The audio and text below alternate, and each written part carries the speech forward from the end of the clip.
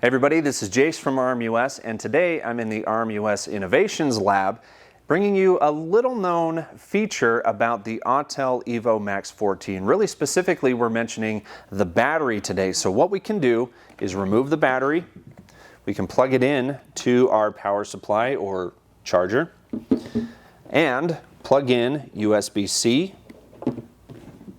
to my device. Then if I power on the battery, you can see now my device is charging.